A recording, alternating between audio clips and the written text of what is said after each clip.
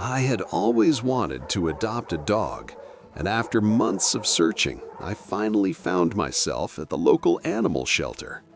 The place was full of barking, wagging tails, and hopeful eyes. I walked down the rows of kennels looking for a dog that felt like the right fit. That's when I saw her, a small golden brown dog with gentle eyes and a quiet presence.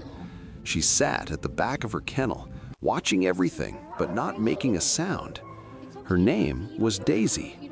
The staff told me she had been there for a few weeks, brought in as a stray. She was shy but sweet, and everyone hoped she would find a home soon. I knelt down and spoke to her softly. She didn't come to the front of the kennel, but she watched me with a look that was both curious and cautious. I felt an instant connection. I asked if I could spend some time with her outside the kennel. A volunteer brought Daisy to the small play yard. She walked slowly, her head low, tail tucked, but she let me sit beside her. I offered her a treat, and after a moment, she took it gently from my hand. I talked to her about my home, my quiet life, and how I wanted a friend to share it with. She listened, her ears twitching at the sound of my voice. After a while, Daisy relaxed enough to sit next to me. I stroked her fur, feeling her body slowly unwind. The volunteer watched us from a distance and smiled. "She likes you," she said. I smiled back, feeling hope bloom in my chest. I knew then that I wanted to give Daisy a home. The adoption process was simple. I filled out the paperwork, answered questions, and listened to the staff explain Daisy's needs. They told me she might be nervous at first, that she would need patience and time to adjust. I promised to give her all the time she needed. When everything was ready, the staff brought Daisy to the front of the shelter. I knelt down and clipped the leash to her collar. "Ready to go home, Daisy?" I asked gently. She looked up at me, her eyes wide and uncertain. I stood up and gave the leash a gentle tug, expecting her to follow. But Daisy didn't move. She planted her feet and looked back at the shelter door. I tried again, speaking softly, encouraging her, but she refused to take a single step. The staff watched, puzzled. "She's never done this before," one of them said. "Usually dogs can't wait to leave." I knelt beside Daisy, stroking her fur, trying to reassure her, but she kept glancing back at the shelter, her body tense, her eyes full of worry. I didn't understand why she wouldn't leave. No one did, but I promised her right then that I wouldn't give up. The staff and I tried everything we could think of to coax Daisy out the door. We offered her treats, spoke to her in gentle voices, and even tried walking her around the lobby to help her relax. But every time we got close to the exit, Daisy would freeze, her paws planted firmly on the floor. She looked up at me with pleading eyes, as if she was trying to tell me something I couldn't understand. After a while, the shelter manager suggested we take a break. "Maybe she just needs a little more time," she said kindly. I agreed, so I sat down on the floor beside Daisy, letting her lean against me. I stroked her fur and whispered, "It's okay, Daisy. We're not in a hurry. We'll go when you're ready." As we sat there, I noticed Daisy kept glancing down the hallway toward the back of the shelter. Her ears perked up every time a door opened or someone walked by. It was like she was waiting for something or someone. I asked the staff if Daisy had any special routines or if there was something in the shelter she was attached to. They shook their heads, just as confused as I was. After about 20 minutes, Daisy finally stood up and walked a few steps toward the hallway. I followed her, curious. She stopped in front of a closed door and sat down, her tail thumping softly against the floor. I looked at the staff, who explained that the room behind the door was used for new arrivals and sometimes for mothers with puppies. A volunteer offered to open the door just to see what Daisy would do. As soon as the door swung open, Daisy walked inside, her nose working overtime as she sniffed around the room. In the corner, there was a small crate with a blanket inside. Daisy went straight to it and sniffed the blanket, then looked up at me with a soft whine. The staff checked the records and realized that Daisy had been kept in this room when she first arrived at the shelter. She'd spent her first nights here, scared and alone, before being moved to the main kennels. It seemed like she remembered the place, and maybe she was looking for something she had left behind. I knelt down beside her and spoke softly. "It's okay, Daisy. You don't have to be afraid. You're safe now." She pressed her head into my hand, her body trembling. I stayed with her until she calmed down, then gently led her back to the lobby. This time, when we reached the front door, Daisy hesitated but didn't freeze. I knelt beside her, promising again that I would take care of her. With one last look back at the shelter, Daisy finally took a step forward. As we stepped outside, Daisy paused on the sidewalk, her nose twitching as she took in the new smells and sounds. The world outside the shelter was big and unfamiliar, and I could feel her uncertainty through the leash. I knelt down and let her sniff my hand, speaking softly. "It's okay, Daisy. We're just going home." We walked slowly to the car, Daisy stopping every few steps to look back at the shelter. I opened the back door and spread a blanket on the seat, hoping it would make her feel safe. Daisy hesitated, then carefully climbed in, curling up in the corner with her head resting on her paws. I sat in the driver's seat, glancing back at her in the mirror. She looked so small and unsure, but I could see a spark of hope in her eyes. The drive home was quiet. I talked to Daisy the whole way, telling her about her new home, the soft bed waiting for her, and the quiet neighborhood where we would take walks together. She didn't make a sound, but every now and then she would lift her head and look out the window, watching the world go by. When we arrived, I opened the car door and waited for Daisy to come out. She stepped onto the driveway, her body low and cautious. I led her to the front door, moving slowly so she wouldn't feel rushed. Inside, I had set up a cozy bed, a bowl of water, and a few toys. Daisy sniffed everything, her tail tucked but wagging just a little. I gave her space, letting her explore at her own pace. She wandered from room to room, pausing at every doorway as if she was making sure it was safe. Eventually, she settled in the living room, curling up on her new bed. I sat nearby, reading quietly, letting her get used to my presence. That first night, Daisy barely slept. She paced the house, stopping at the front door and then at the windows, as if she was searching for someone.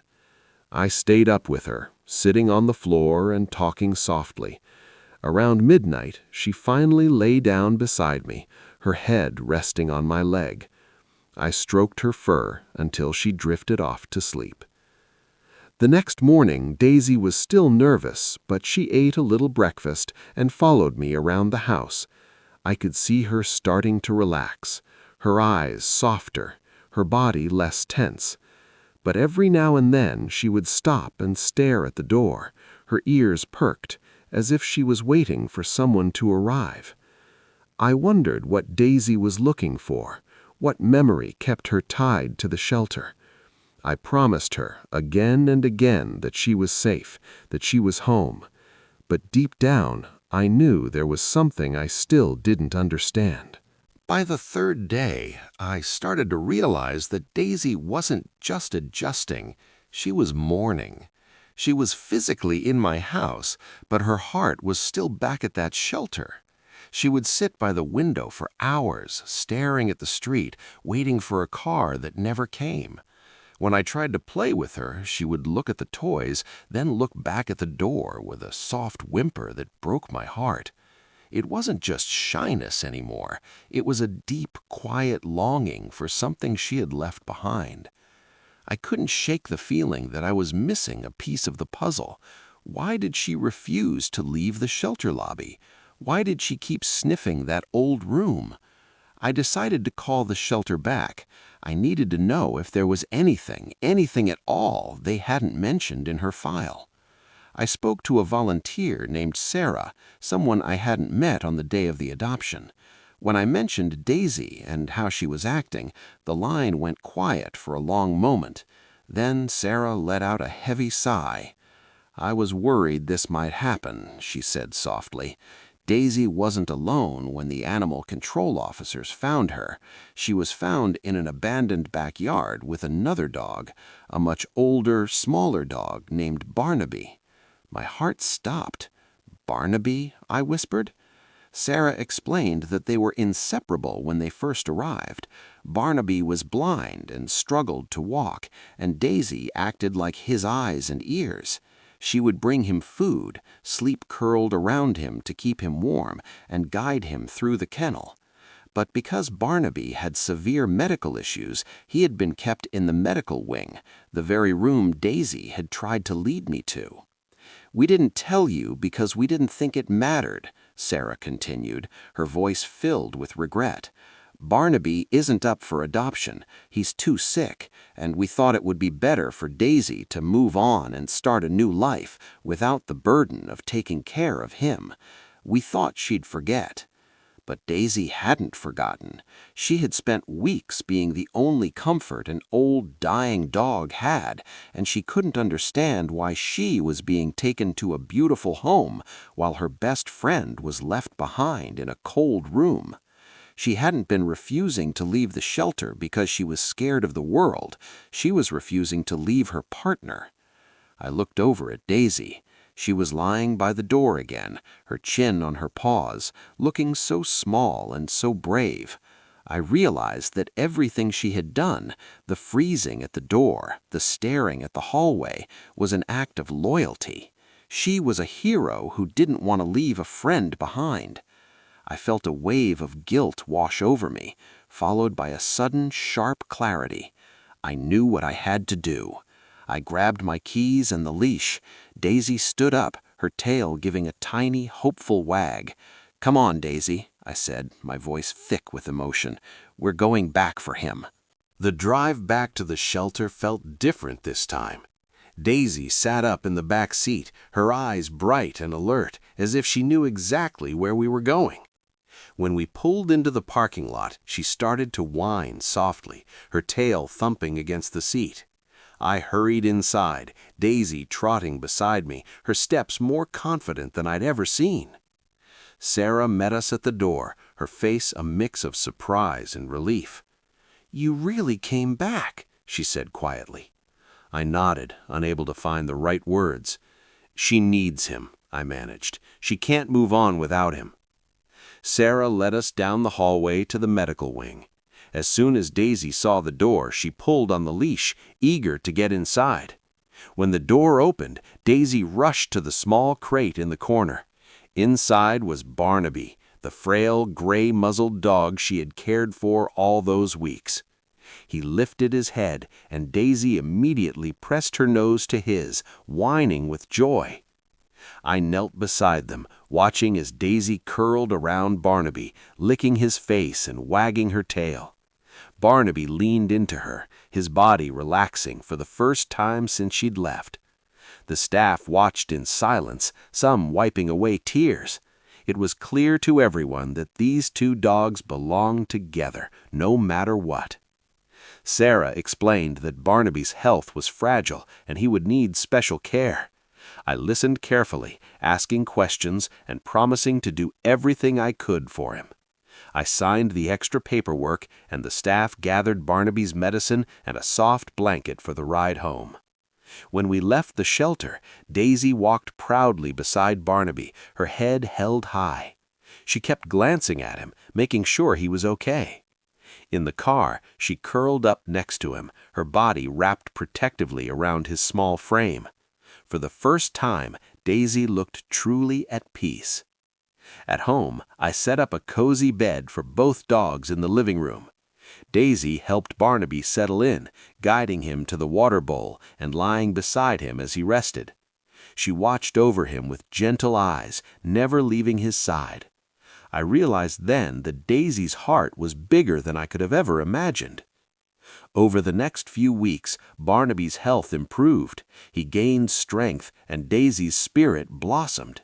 She played in the yard, greeted me at the door, and even started to trust the world around her. But no matter what, she always made sure Barnaby was close. Looking back, I understood why Daisy had refused to leave the shelter. She wasn't afraid, she was loyal. She was waiting for the friend she needed most. And in saving her, I had saved them both. If Daisy's story touched your heart, remember that every shelter dog has a story, a reason for the way they love.